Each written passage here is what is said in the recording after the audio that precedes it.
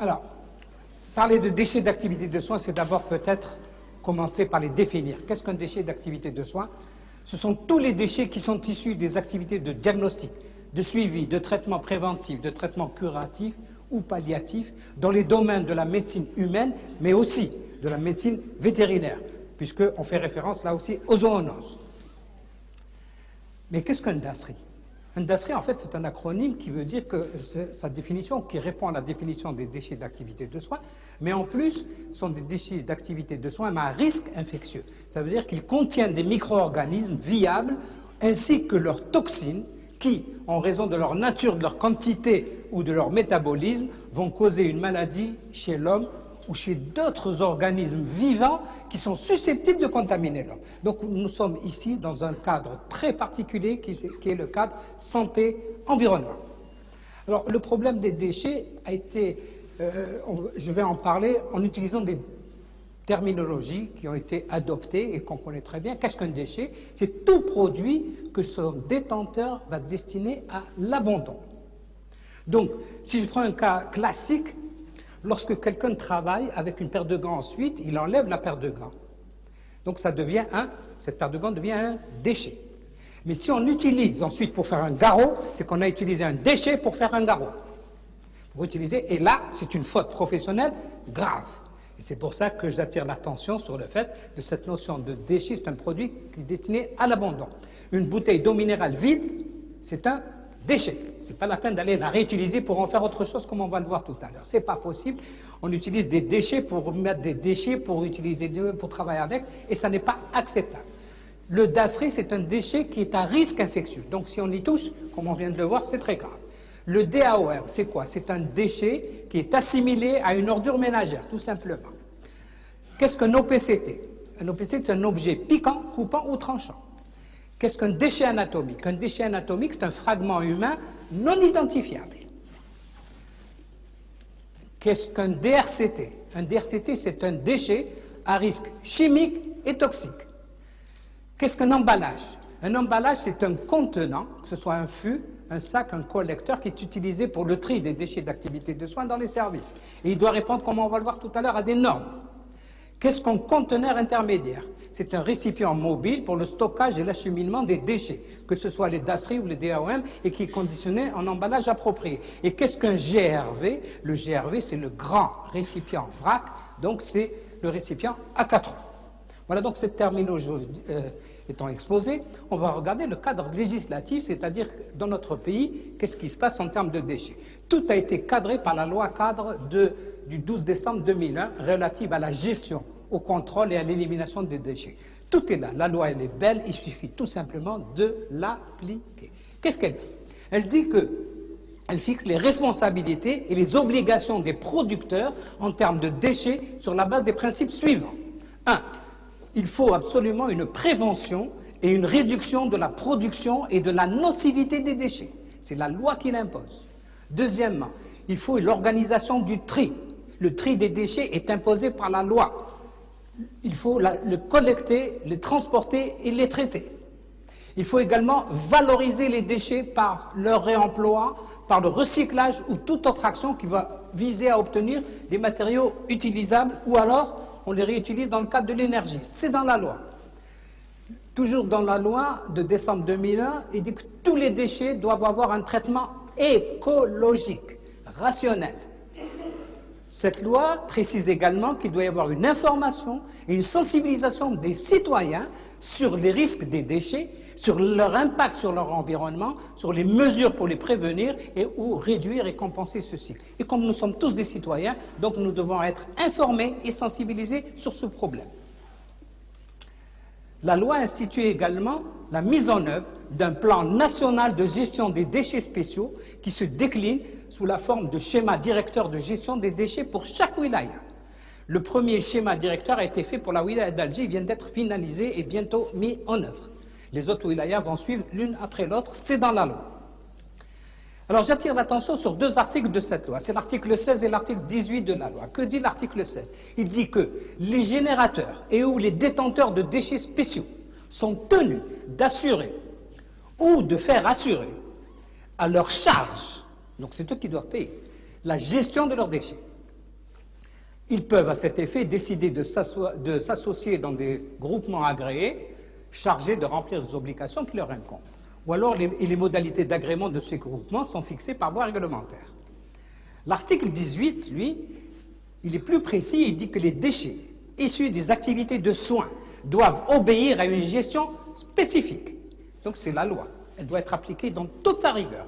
Leur élimination est à la charge des établissements qui les génèrent et doit être pratiquée de manière à éviter toute atteinte, non seulement à la santé publique, mais aussi à l'environnement.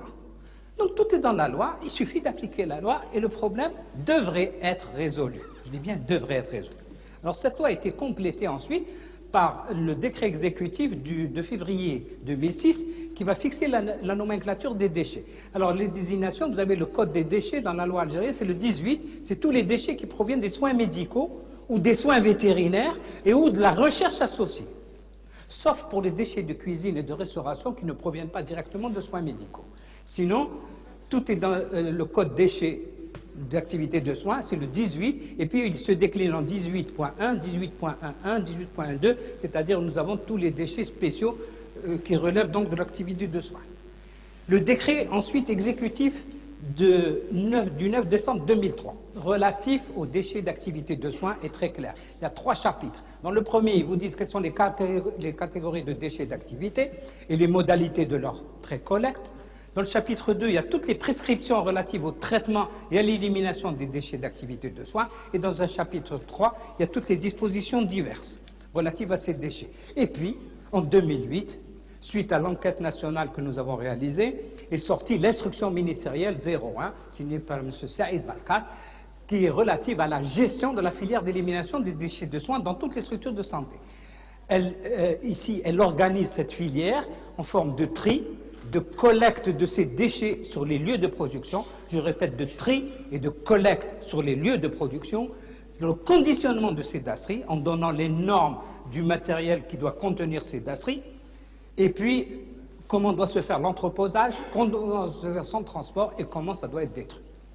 Tout est dans cette instruction, il suffit là aussi d'appliquer cette instruction et nous devons pouvoir maîtriser ce problème. Pourquoi les déchets, c'est extrêmement complexe, comment ils sont classifiés? La classification des déchets, lorsqu'il y a eu un tri au préalable, vous avez d'abord les déchets assimilables aux ordures ménagères qui représentent à peu près 64% des déchets d'activité de soins. Et tout cela doit être collecté dans une filière de couleur noire. C'est dans la loi, dans le décret de 2003, c'est comme ça que c'est défini. Ensuite, vous avez tous les déchets d'activité de soins à risque infectieux, le DASRI, qui lui représente à peu près 20%. Et ça doit suivre la couleur jaune, c'est-à-dire que c'est la couleur dominante de tous les sachets. Vous avez ensuite le déchet à risque chimique et toxique, ça représente 1%, mais c'est un 1% mortel. Et il doit suivre la filière rouge. Vous avez ensuite tous les cartons. Le carton doit être, d'après la loi, entièrement recyclé. Or, dans un hôpital, tout arrive dans des cartons. Et tous ces cartons doivent être recyclés, c'est dans la loi. Ensuite, vous avez tous les autres déchets, c'est 8%. Et vous avez les déchets, ou plutôt les organes anatomiques, qui, en rappelant que le placenta est un dasserie. Ce n'est pas un organe anatomique, c'est un dasserie. Donc il suit la filière jaune, mais tous les autres organes anatomiques doivent suivre une filière de couleur verte. Il y a l'arrêté interministériel qui vient d'être signé, qui définit les modalités d'élimination de tous les organes anatomiques. Donc je me rappelle que le déchet est contaminant, on vient de vous le rappeler à l'instant, et comme nous sommes proches du 1er décembre, c'est la célébration du sida, vous comprendrez très bien que nous sommes absolument dans quelque chose qui est mondial, on sait que des seringues, des injections qui sont effectuées avec des seringues contaminées, ou des contaminations par seringues contaminées, ont été responsables de millions de cas d'hépatite B, de millions d'hépatite C et de milliers de cas de virus, en vous rappelant la règle qu'on vient de vous rappeler à l'instant, de 30% de risque de contamination pour le B, 3% pour le C et 0,3% pour le VIH. C'est pour ça que vous avez ces chiffres. En rappelant encore une fois quelque chose d'extrêmement important. On l'a dit tout à l'heure, pour les bactéries, elle peut rester vivante, si vous voulez, plutôt contaminante pendant 4 jours, à température ambiante sur une paillasse. Le virus de l'hépatite B peut rester 1 semaine sur une paillasse contaminant. Donc vous voyez que nous sommes dans un cadre vraiment d'infection qu'il faut absolument prendre en charge.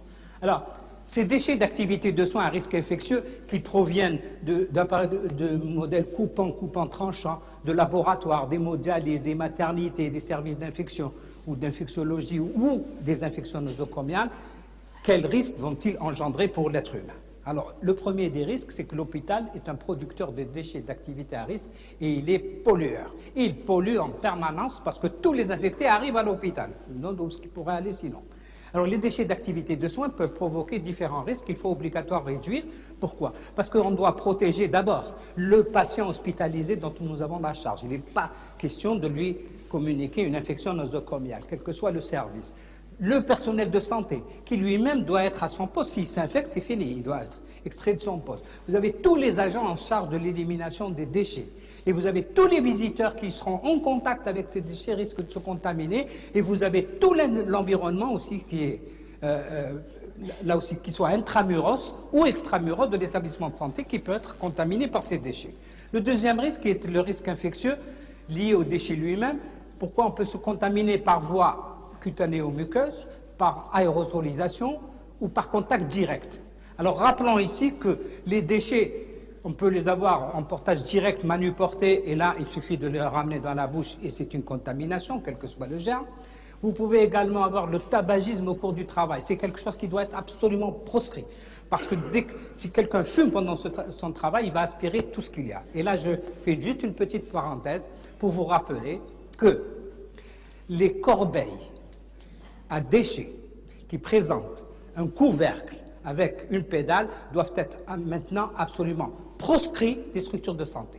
Pour une raison très simple, c'est que dès que vous allez appuyer sur la pédale, dès que le couvercle va se soulever, vous allez avoir une aérosolisation de l'intérieur de ce contenant. Et donc, quand ça va monter, vous allez respirer. Et si la personne fume en même temps, elle va tout aspirer et ça va être une contamination directe. Et puis, le port de la tenue de travail obligatoire, comme on va le voir tout à l'heure. L'autre risque d'exposition, c'est un risque d'exposition tout au long de la filière, lors du conditionnement, d'entreposage, de la collecte et d'une incinération non contrôlée avec des manipulations sans précaution. Alors, il faut tenir compte aussi de la dose infectante et du risque de projection, du risque de passage percutané de certains virus. Donc, la structure de soins doit mettre en place toutes les mesures adaptées et limiter comme ça les possibilités de transmission du germe. Alors, les responsables des DASRI, vous savez, ils sont nombreux.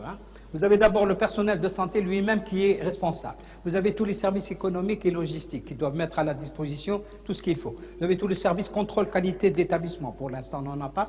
Mais lui, il doit vérifier la conformité de tous ces indicateurs et évaluer les pratiques. Et ça relève en fait du CLA. Vous avez le CLA lui-même qui doit s'occuper de tous les DASRI comme de tout ce qui touche à l'infection nosocomiale. Vous avez le responsable sécurité avec son obligation réglementaire qui est transporté sur le transport ADR. Les DASRI doivent être transportés selon le mode ADR qui est le mode européen reconnu maintenant partout. Et vous avez la médecine du travail pour la déclaration et le suivi, comme on vient de le voir à l'instant, des accidents d'exposition au sang. Alors, un déchet, ce sont des risques, c'est un coût. Et à chaque déchet, il y a une filière. Alors, vous avez la filière jaune pour tout ce qui est DASRI, la filière noire pour ce qui est des DAOM. Et vous avez les filières spécifiques vertes pour l'anatomique, et puis vous avez d'autres déchets spécifiques tels que les cartons, les verres, les archives, les piles, les pacemakers. Vous savez que le pacemaker doit être rendu, on ne peut pas enterrer quelqu'un avec un pacemaker, il faut lui enlever et le rendre au laboratoire. Parce qu'il contient là aussi des produits, et si vous l'enterrez avec, il va contaminer l'environnement. Donc vous voyez, c'est dans le cadre de la protection de l'environnement, les tubes néons, les tubes, tout ça, ça contient des produits extrêmement toxiques. Les piles, les déchets radioactifs, et on va vers une augmentation des déchets radioactifs puisque nous allons importer énormément d'appareils de radiothérapie, donc nous aurons obligatoirement, donc réellement, on va avoir du déchet radioactif, et puis tous les produits chimiques et le laboratoire maintenant, et surtout dans les automates, on a énormément de produits chimiques, et entre autres du mercure qu'il y a, et du cyanure à l'intérieur de ces automates. Donc vous avez le déchet qui sort de ces automates, c'est du cyanure qui va être dans l'environnement. Alors, on a fait un état des lieux, une enquête nationale, on voulait savoir qui produit quoi, quel type de déchets, quelle quantité, pour quel danger, savoir également comment ils sont éliminés, quel est le coût de cette élimination pour avoir les grandes orientations sur notre programme national contre les DASRI. Alors l'objectif de cette de cette enquête nationale, c'était d'affiner les données des gisements, d'évaluer le niveau des équipes et d'objectiver les dysfonctionnements. On a été servi dans ce domaine, puisque, comme on a organisé, on a fait cette enquête sur toutes les wilayas du pays, 95 établissements qui ont dégagé 95 correspondants d'études, et puis on a eu 75 enquêteurs qui sont allés dans ces 95 établissements qui ont été supervisés par 15 médecins. Donc vous voyez que ça a été une enquête nationale complètement menée. L'effet marquant de cette action, ça a été d'abord un caractère informatif à très grande échelle. Il y a eu une prise de conscience de tous les établissements de ce caractère insoutenable qui est lié à la situation du traitement des déchets. Et puis, on a eu une attente très forte de beaucoup de gestionnaires et des populations environnantes qui ne souhaitaient plus avoir les brûleurs à l'intérieur des hôpitaux, puisqu'ils étaient très incommodés par ce type de traitement des déchets. Alors la problématique liée aux DASRI n'est pas aussi évidente qu'il n'y paraît pour la première fois, et c'était pour la première fois que des médecins et des chefs de service s'intéressaient donc à ce sujet. On a eu ensuite une adhésion très importante parce qu'il y a eu 13 établissements. On y a fait une pesée de tous les DASRI. Pendant une semaine, on a pesé tous les déchets de l'hôpital pour avoir une idée de la quantité de déchets que produisait cet hôpital. Et il y a eu des actions de communication qui étaient bien intéressantes, et c'est pour ça qu'on a vu tout de suite émerger des vendeurs de matériel, de consommables qui répondaient strictement à aucune norme et qui sont venus pour essayer d'apporter des solutions, mais vraiment, j'appellerais ça des solutions à bas prix. Et les comportements de ce type sont mauvais. Pourquoi? Parce que lorsque le matériel n'est pas aux normes, vous allez avoir des accidents obligatoires, des accidents d'exposition justement aux risques infectieux.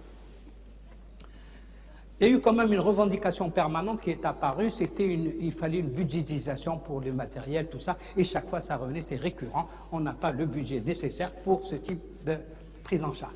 Et puis dans l'ensemble des établissements, la totalité des agents, on l'a vu, méconnaissent cette problématique des pratiques, ils ne connaissent pas du tout comment on élimine les DASRI. Alors notre matériel d'étude, ça a été quoi? Donc je vous ai dit, 95 établissements, on a audité 31 170 lits, soit la moitié de l'effectif national. On a pu comme ça avoir donc une idée exacte au plan statistique, c'est excellent.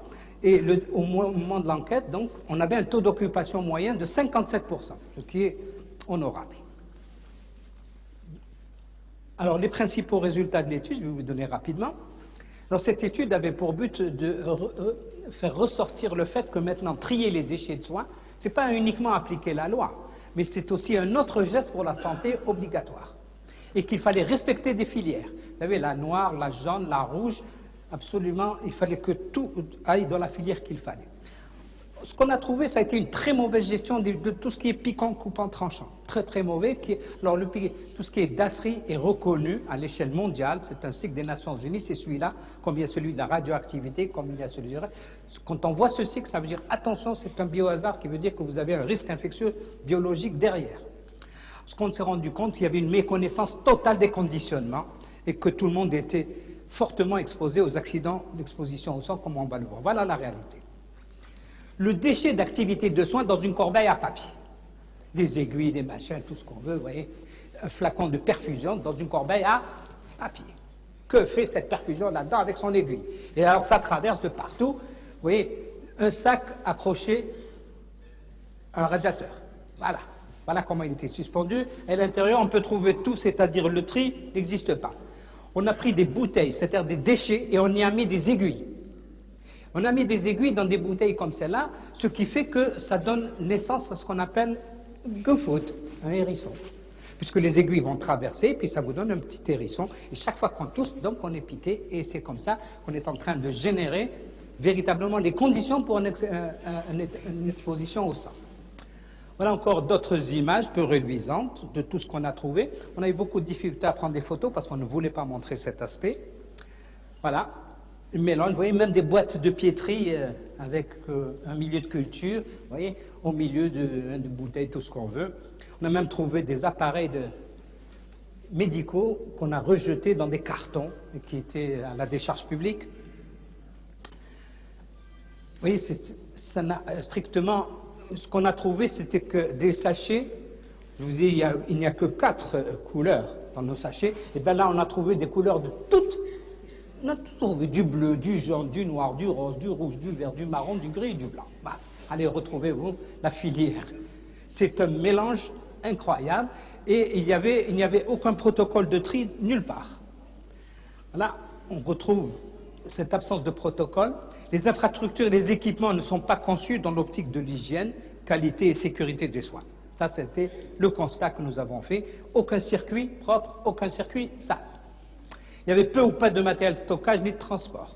Il n'y avait aucune organisation de la filière d'élimination des dasseries, tel a été notre verdict. Ça, c'est l'image d'accident d'exposition au sang classique, à main nue, et on manipule avec du matériel non conçu pour ça, non sécurisé. C'est l'image qu'on a retrouvée partout. Sinon, lorsque les déchets sont collectés, voilà le résultat. Et on en trouve de partout. Les locaux ne sont pas conçus pour cela. Les dépôts intermédiaires de dasserie ne sont pas également, on trouve des dépôts à même le sol dans 70% quand même des établissements, les 3/4. Dans 3/4 d'établissements, c'est par terre. Ça traîne par terre, partout, dans tous les sens. Sinon, on les retrouve dans des sachets noirs. Enfin, ça, c'est des déchets de maternité, hein, dans des sachets noirs. Alors, la production est assurée par les soignants et beaucoup d'agents sont exposés. C'est pour ça que, je vous dis, ils sont tous exposés à des contaminations. Voilà donc un véritable transport de déchets d'activité de soins, tel que vous pouvez le voir, et qui répond, je ne sais pas à quelle norme, mais en tout cas pas à ce qui est dans la loi. On a trouvé mieux, puisqu'on les transporte dans des tracteurs, et sur le tracteur, vous avez l'employé qui est assis sur le dasserie. Vous voyez, c'est encore mieux, pour avoir, vous voyez, une image complète de ce qu'on peut trouver sur le terrain. Si vous le voyez ici, c'est parce que quand je l'ai photographié, c'était pour dire que c'est dramatique, mais c'est comme ça. Alors au plan quantitatif, je vous ai dit, le gisement de dasserie a été entièrement pesé. Vous voyez les hôpitaux où on a effectué une campagne pesée, et comme ça on a pu déterminer une quantification du dasserie. Alors ce qu'il faut retenir, c'est quoi? C'est qu'un CHU vous produit entre 200 et 400 kilos par lit et par an. Par lit et par an. Entre 200 et 400 kilos de dasserie. Un EHS vous produit entre 200 et 400 kilos par lit et par an. Donc avec ça, on peut facilement savoir quel est le gisement dasserie qui est produit par l'hôpital. Et c'est comme ça qu'on a pu, pour toute l'Algérie, avoir par région sanitaire les quantités de dasserie, ce qui nous donne donc le gisement algérien tourne entre 25 000 et 27 000 tonnes par an de dasserie. Et donc il va falloir les traiter parce que c'est du déchet d'activité de soins à risque infectieux. Donc il faut absolument le traiter. Et croyez-moi, ce n'est pas avec des médicaments qu'on va traiter ce risque. Alors on le traite actuellement par l'incinération. L'incinération in situ. Elle est obligatoire actuellement pour les dasseries parce que l'article 24 du décret de décembre 2003 vous dit que les déchets à risque infectieux doivent être incinérés. Point. C'est tout. C'est tout ce que dit la loi. Et donc on incinère. Mais c'est un problème sans solution, comme on va le voir. Ce n'est pas un problème. C'est un problème sans solution. Pourquoi? Parce qu'on dit incinérer. Oui, mais le problème, c'est qu'on a surtout des brûleurs à l'intérieur de nos hôpitaux. Vous voyez, des brûleurs, et 30 qui se disent incinérateurs entre guillemets. Et sur les 95 qui étaient installés au moment de l'enquête, il y en avait la moitié qui était en panne. La moitié était en panne, ne fonctionnait pas. Donc un incinérateur qui ne fonctionne pas ou un brûleur qui ne fonctionne pas égale zéro. Ça ne sert à rien du tout. Et donc c'est toute une problématique qui se pose. Et les équipements qui étaient utilisés étaient obsolètes, en panne et polluants. Pour les patients. Pour les patients, parce qu'il ne faut pas oublier que dans un hôpital, il y a des malades. Et si vous leur mettez à l'intérieur de la fumée, ils vont être enfumés. Mais il y a aussi le personnel qui travaille.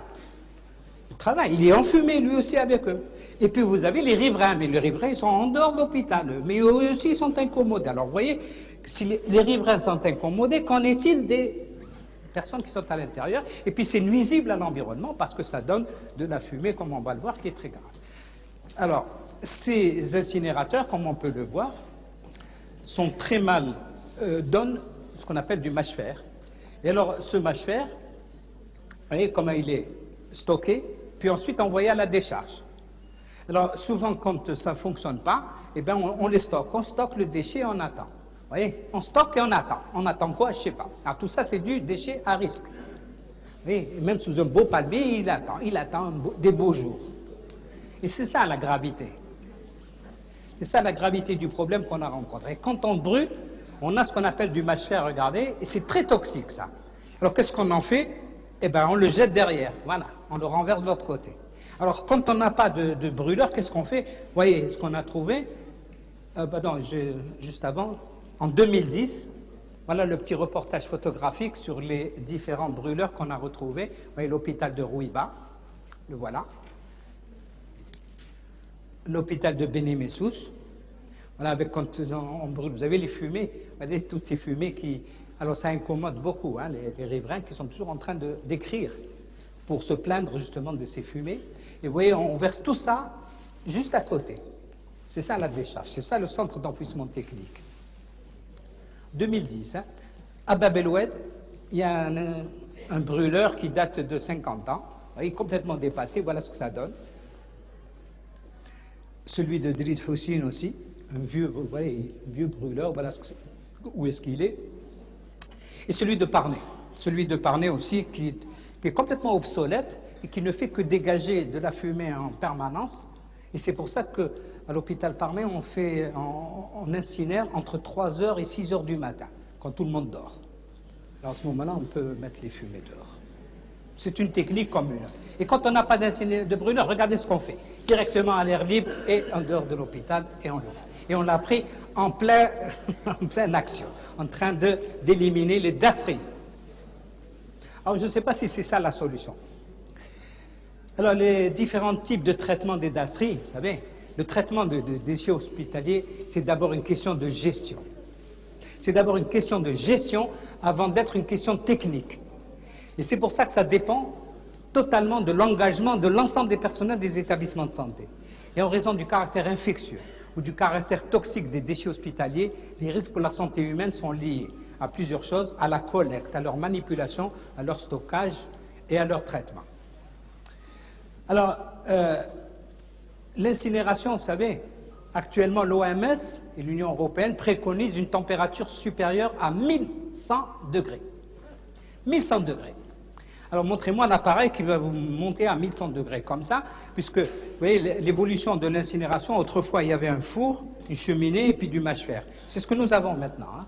Mais ça c'était les années 1950. Maintenant, ensuite on a rajouté un dépoussiéreur, entre 50 et 65. Ensuite on a rajouté un nouveau brûleur, c'est-à-dire une double combustion, entre 65 et 75. Ensuite, entre 75 et 95, on a rajouté encore le lavage des fumées, et le traitement des rejets ensuite. Et maintenant, vous avez tout un système extrêmement complexe qui fait l'incinération.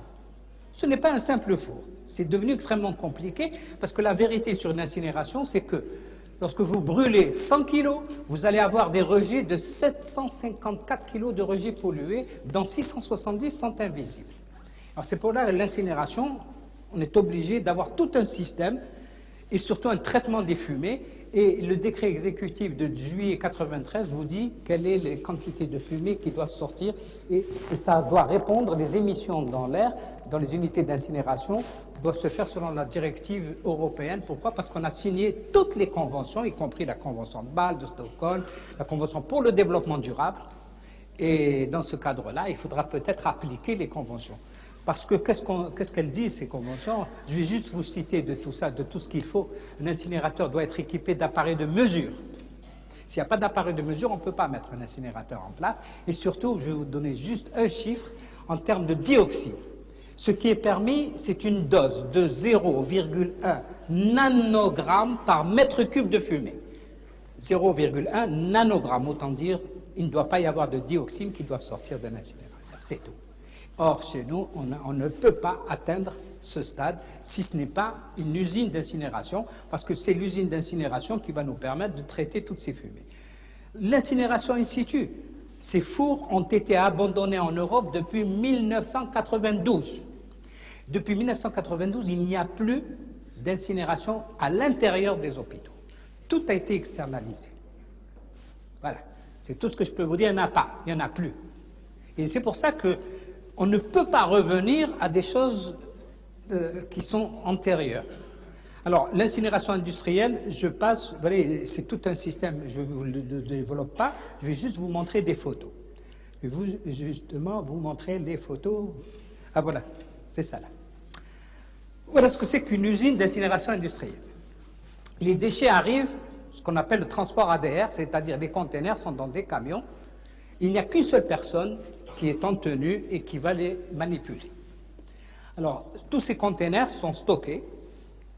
Ensuite, ils vont être pris. Vous voyez, les conteneurs qui sont là vont être pris, comme on va le voir, voilà, sur une chaîne, et puis ça va aller vers un four. Vous voyez, vers un four, les voilà, et ça part vers le four, et tout est contrôlé par des caméras et par un système électronique. Et il y a une seule personne, c'est tout, qui surveille. Tout est dans des collecteurs aux normes, tout est contrôlé en électronique. Il n'y a pas d'intervention d'homme. Vous voyez, le lavage des fumées est contrôlé.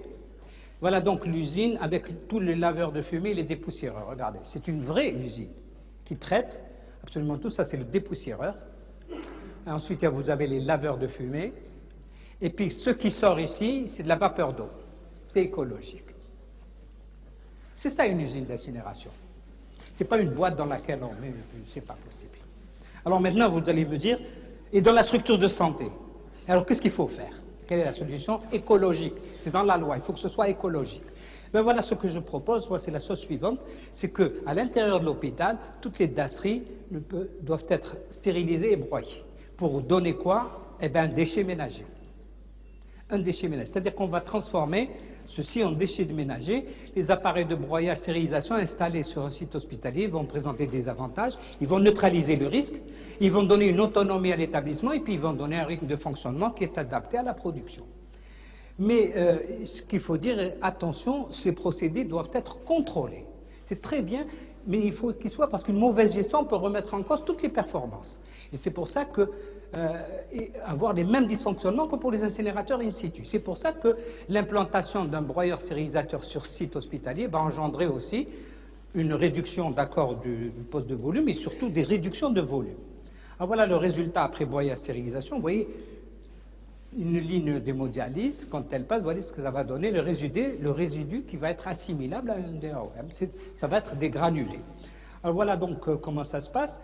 Dans l'appareil, on va mettre tout ce qui est dasserie. À l'intérieur, il y a un système qui va broyer, pulvériser complètement tous ces dasseries. C'est comme un mixeur, hein. Ça va le broyer entièrement. Et puis, il va y avoir à ce moment-là, à l'intérieur, une augmentation de la température, comme vous le voyez. Elle va arriver jusqu'à 151 degrés, c'est-à-dire qu'il va y avoir une stérilisation de l'intérieur. Mais avec une particularité, c'est qu'il va y avoir, comme c'est en dépression à l'intérieur, il va y avoir une évaporation de tout le contenu et on va se retrouver à la fin avec le broyat stérile et puis de l'eau qui a été obtenue par déshydratation du contenu. Et le contenu qui va sortir, donc, va être un contenu qui est sec. C'est une poudre sèche et stable avec un volume réduit, un poids réduit, sans odeur, sans risque, qu'on peut entreposer comme on veut. Donc, qu'est-ce qu'on a fait? On a fait la chose suivante. Vous voyez, ça sort ici. Donc, on a mis le sac ici, et voilà où ça sort, le résidu qui sort. Qu'est-ce qu'on a fait en fait? On a transformé, le résidu qui est là, on a transformé tout ce qu'on y a mis dedans, tous les déchets hospitaliers qu'on a mis dedans sont transformés en grains stériles et secs. On a mis tous les objets, les seringues, les aiguilles, les biturés, tout ce que vous voulez, les médications, les absorbants, les bandages, le matériel pour dialyse, les conteneurs, les sacs, même les cartons, des ampoules, mettez ce que vous voulez, les résidus de chirurgie, même les déchets du département de la bouffe. Vous pouvez la mettre à l'intérieur. Tout ce qui sort du laboratoire, vous mettez tout à l'intérieur, vous fermez, ça se stérilise, ça se broie et ça sort avec de la poudre, voilà. On a transformé le dasserie en un DAOM stérile. Alors, contrairement au principe de l'incinération, le fonctionnement de ces appareils de stérilisation est soumis à des impératifs de résultat. Parce qu'une stérilisation, donc, il faut un impératif de résultat et c'est défini par la norme 30503. Les avantages, on les connaît, ça neutralise le risque, ça n'a pas de rejet, ça n'a pas de rejet polluant, ça n'a pas de rejet au sol, ça protège l'environnement. Il y a des avantages économiques aussi qui vont avec. Donc, au final, l'incinération à haute température, c'est dans des usines. On peut tout y mettre à l'intérieur. Et le broyage désinfection, on peut les utiliser pour de l'industrie. Tout le reste est interdit actuellement. Je parle actuellement. Voilà les dernières normes européennes. Alors, ce qui se passe chez nous, c'est que à la suite de cette enquête, on a fait des propositions en urgence pour structurer cette filière en équipant les établissements avec du matériel aux normes, les collecteurs, les voilà. Le tri, le conditionnement, l'entreposage, la collecte et l'entreposage centralisé doit se faire dans l'établissement jusqu'à ce niveau-là. Et ensuite, vous avez des étapes externes à l'établissement, c'est-à-dire on va les enlever, les transporter pour aller les traiter ailleurs. Donc à l'hôpital, il n'y a plus rien. On ne s'occupe plus du traitement intra-hospitalier, mais il passe à l'extra-hospitalier. Et alors, pour estimer les besoins, je vous ai dit, on utilise les quantités qu'on va produire, et à ce moment-là, on met en application l'instruction ministérielle numéro 1. Alors, qu'est-ce qu'elle dit? Elle dit qu'à chaque dasserie, il y a un contenant, et le bon déchet doit aller dans le bon contenant. Voilà le principe de base de cette instruction. C'est-à-dire qu'il faut des fûts rigides uniques pour tous les dasseries qui répondent aux normes. Il faut, dans tous les services, des sacs qui répondent aux normes sur leur support, comme vous le voyez. Le tri doit se faire à la base. Et ensuite, quand on a tout transporté, on va les remettre dans des couloirs, c'est-à-dire ce qu'on appelle le collecteur intermédiaire. Ensuite, voilà les collecteurs aux normes. Voilà les sacs avec cartonné, parce que ça doit répondre à une norme, c'est 30 microgrammes d'épaisseur. Et puis, en intermédiaire, vous avez des collecteurs à 2 roues, c'est dans l'intermédiaire, et au niveau extérieur, vous avez les grands récipients vrac qui doivent collecter, et c'est de là que ça doit partir pour le traitement. Donc, tout ce matériel doit être mis en place dans le cadre de la filière, et c'est pour ça qu'en conclusion, qu'est-ce qu'on peut dire? Que l'augmentation de la quantité annuelle des dasseries, comme on l'a vu, dans tous les CHU, est une réalité. C'est une réalité, ça repose sur une généralisation de l'usage unique, qu'on a vu tout à l'heure, on l'a dit, à Oran, on utilise que l'usage unique, donc c'est des volumes de tasseries énormes. Il y a peu de sensibilisation au tri, par manque de matériel adapté et d'absence de produits sécurisés aux normes selon les instructions ministérielles, parce que tout est en danger, donc il n'y a pas. L'organisation des soins n'est pas mise en œuvre par absence de protocole validé, qui engendre un état de non-gestion des dasseries. Il y a une non-gestion des dasseries, tout simplement, qu'il va falloir reprendre. Et l'optimisation de la gestion des dasseries dans les CHU, elle est complexe parce que les acteurs sont nombreux. Il y a le poids des habitudes qui est omniprésent, trop présent d'ailleurs, et qui n'est pas compensé par un programme de formation continue et de formation de base qui repose sur un bilan des actions engagées pour savoir où est-ce qu'on en est en termes de déchets. Donc un vaste programme de mise à niveau doit être engagé dans toutes nos structures de santé, parce que l'élimination des dasseries, c'est une affaire de professionnels. On ne peut pas faire de l'amateurisme dans ce domaine, et puis c'est un vrai modèle de formation multidisciplinaire, parce que tout le monde est concerné, et je vous remercie pour votre attention.